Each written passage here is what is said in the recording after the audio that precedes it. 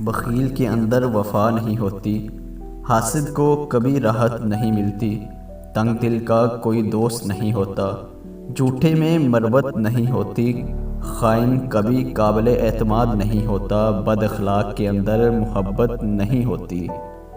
نبی کریم صلی اللہ علیہ وسلم نے فرمایا، جو لوگ میانہ روی اختیار کرتے ہیں کسی کے محتاج نہیں ہوتے۔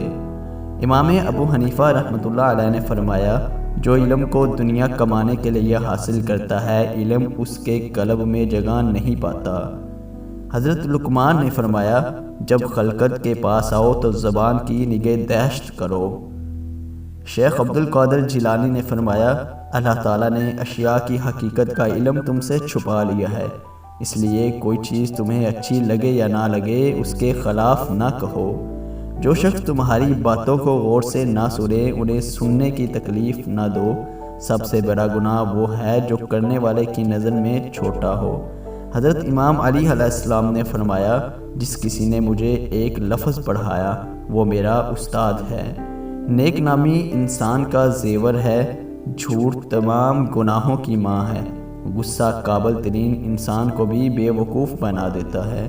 3 کام کسی کے دل میں آپ کی عزت کو بڑھاتے ہیں: سلام کرنا، کسی کو جگہ دینا، اچھے نام سے پکارنا۔